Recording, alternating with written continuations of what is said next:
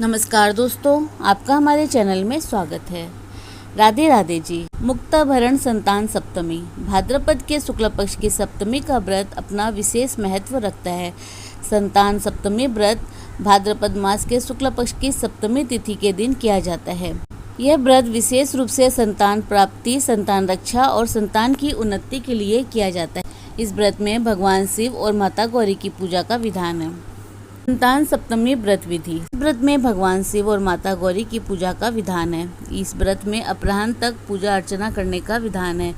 इस व्रत को करने वाली माता को प्रातः काल में स्नान और नित्य क्रम क्रियाओं से निर्वृत्त होकर स्वच्छ वस्त्र धारण करना चाहिए और इसके बाद प्रातः काल में श्री भगवान विष्णु और शिव जी की पूजा अर्चना करनी चाहिए और सप्तमी व्रत का संकल्प लेना चाहिए। निराहार व्रत रख के दोपहर को चौक पूरकर चंदन, अक्षत, धूप, दीप, नैवेद्य, सुपारी तथा नारियल आदि से और फिर से शिव पार्वती की पूजा करनी चाहिए। सप्तमी तिथि के व्रत में नैवेद्य के रूप में खीर, पूड़ी तथा गुड़ के पुए बनाए जाते हैं। संतान की रक्षा की कामना करते हुए भगवान भोलेनाथ को कलावा अर्पित किया जाता है और बाद में इसे स्वयं धारण कर इस व्रत की कथा सुनी जाती है। संतान सप्तमी व्रत कथा। संतान सप्तमी की कथा से संबंधित एक पौराणिक कथा प्रचलित है। इस कथा के अनुसार एक बार श्री कृष्ण ने युधिष्ठिर को बताया कि किसी समय मथुरा में लोमस ऋषि आए थे। मेरे माता पिता देवकी तथा वासुदेव ने भक्ति पूर्वक उनकी सेवा की तो ऋषि ने उन्हें कंस के द्वारा मारे गए पुत्रों के शोक से उबरने के लिए उन्हें संतान सप्तमी का व्रत करने को कहा। लोमस ऋषि ने उन्हें व्रत का पूजन विधान बताकर व्रत कथा भी बतलाई। लोमस ऋषि ने कहा कि हे देवकी, अयोध्या के राजा नहुस थे। उनकी पत्नी चंद्रमुखी अत्यंत सुंदर थी। उनके नगर में विष्णुगुप्त नाम का एक ब्राह्मण रहता था। उसकी स्त्री का नाम भद्रमुखी था। वह भी अत्यंत रूपवती और सुंदरी थी। रानी और ब्राह्मणी में अत्यंत प्रेम था। एक दिन वे दोनों सरयू नदी के किनारे गई। वहाँ उन्होंने देखा कि अन्य बहुत सी स्त्रियां सरयू नदी में स्नान करके निर्मल वस्त्र पहनकर एक मंडप में भगवान शंकर और पार्वती जी की मूर्ति स्थापित करके पूजा कर रही है।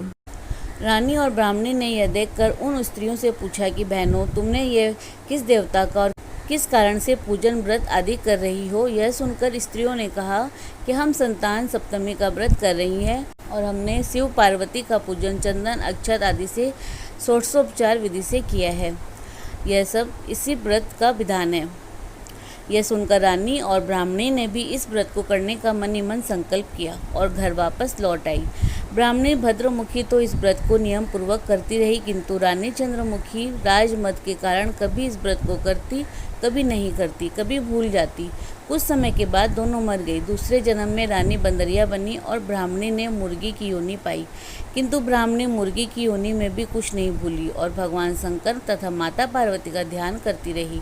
उधर रानी बंदरिया की योनि में भी सब कुछ भूल गई। थोड़े समय के बाद दोनों ने यह देह भी त्याग दी। अब उनका तीसरा जन्म मनुष्य योनि में हुआ। उस ब्राह्मणी ने एक ब्राह्मण के यहाँ कन्या के रूप में जन्म लिया। उस ब्राह्मण कन्या का नाम भूषण देवी रखा गया तथा विवाह गोकुल निवासी अग्निशील ब्राह्मण के साथ कर दिया गया। भूषण देवी इतनी सुंदर थी कि वह आभूषण रहित होते हुए भी अत्यंत सुंदर लगती थी। भूषण देवी के अत्यंत सुंदर, सर्वगुण संपन्न, चंद्रमा के समान धर्मवीर, कर्मनिष्ठ, सुशील स्वभाव वाले 8 पुत्र उत्पन्न हुए। यह सब शिवजी के व्रत का पुनीत फल था। दूसरी ओर शिव विमुख रानी के गर्भ से कोई भी पुत्र नहीं हुआ। वह निसंतान दुखी रहने लगी। रानी और ब्राह्मणी में जो प्रीति पहले जन्म में थी वह अब भी बनी रही। रानी जब वृद्ध अवस्था को प्राप्त होने लगी तब उसके गूंगा, बहरा तथा बुद्धिहीन अल्प आयु वाला एक पुत्र हुआ। वह 9 वर्ष की आयु में इस क्षणभंगुर संसार को छोड़कर चला गया। अब तो रानी पुत्र शोक में अत्यंत दुखी हो व्याकुल रहने लगी। देवयोग से भूषण देवी ब्राह्मणी रानी के यहाँ अपने पुत्रों को लेकर पहुंची। रानी का हाल सुनकर उसे भी बहुत दुख हुआ, किंतु इसमें किसी का क्या बस। कर्म और प्रारब्ध में लिखे हुए स्वयं ब्रह्मा भी नहीं मिटा सकते। रानी कर्मच्युत थी, इसीलिए उसे ये दुख भोगना पड़ा। इधर रानी पंडितानी के इस वैभव और 8 पुत्रों को देखकर उसके मन में ईर्ष्या होने लगी और उसके मन में पाप उत्पन्न हुआ। उस ब्राह्मणी ने रानी का संताप दूर करने के निमित्त अपने 8 पुत्र रानी के पास छोड़ दिए। रानी ने पाप के वशीभूत होकर उस ब्राह्मणी पुत्रों की हत्या करने के विचार से लड्डू में विष मिलाकर उनको खिला दिया, परंतु भगवान शंकर की कृपा से एक भी बालक की मृत्यु नहीं हुई। यह देखकर तो रानी अत्यंत ही आश्चर्यचकित हो गई और इस रहस्य का पता लगाने की मन में ठान ली। भगवान की पूजा से निवृत्त होकर जब भूषण देवी आई तो रानी ने उससे कहा कि मैंने तेरे पुत्रों को मारने के लिए इनको जहर मिलाकर लड्डू खिला दिया, किंतु उनमें से एक भी नहीं मरा। तुमने कौन सा दान पुण्य व्रत किया है जिसके कारण तेरे पुत्र नहीं मरे और तू नित्य नए सुख भोग रही है?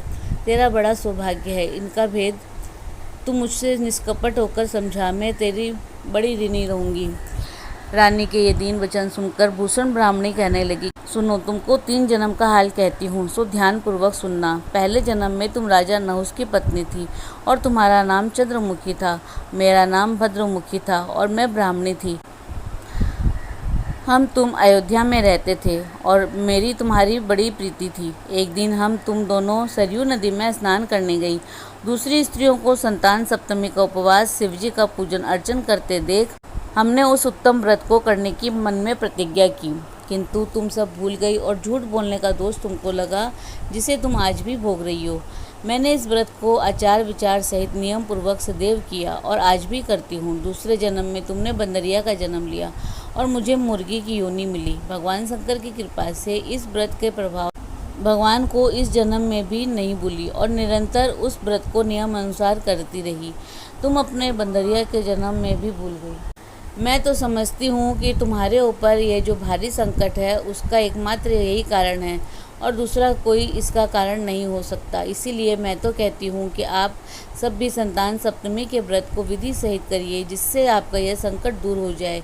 लोमस ऋषि ने कहा कि हे देवकी, भूषण ब्राह्मणी के मुख से अपने पूर्व जन्म की कथा तथा व्रत संकल्प इत्यादि को सुनकर रानी को पुरानी बातें याद आ गई और पश्चाताप करने लगी तथा भूषण ब्राह्मणी के चरणों में पड़कर क्षमा याचना करने लगी और भगवान शंकर और पार्वती जी की अपार महिमा का गीत गाने लगी।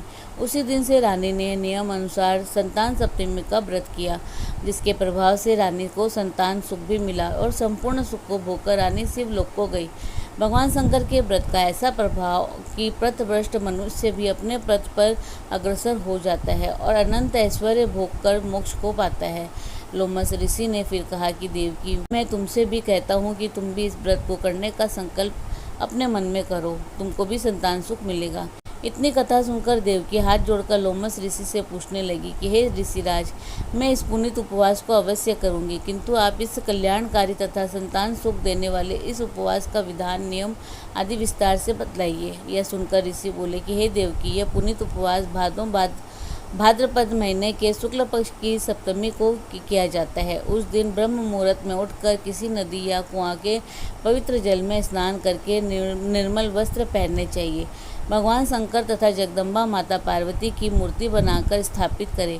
इन प्रतिमाओं के सन्मुख सोने चांदी के तारों का या रेशम का एक डोरा बनाएं और उस डोरे में 7 गांठें लगानी चाहिए। फिर इस डोरे को धूप दीप अष्टगंध से पूजा करके अपने हाथ में बांधे और भगवान शंकर से अपनी कामना सफल होने की प्रार्थना करें। इसके बाद 7 पुआ बनाकर भगवान को भोग लगाएं और साथ ही पुए एवं यथाशक्ति सोने अथवा चांदी की अंगूठी बनवाकर इन सबको एक तांबे के पात्र में रखकर और उनका षोडशोपचार पूजा विधि विधान से करें।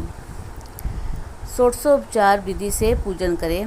किसी सदाचारी धर्मनिष्ठ सुपात्र ब्राह्मण को फिर दान में देवे। इसके बाद 7 पुआ स्वयं भी प्रसाद के रूप में ग्रहण करें। इस प्रकार इस व्रत का पारायण करना चाहिए।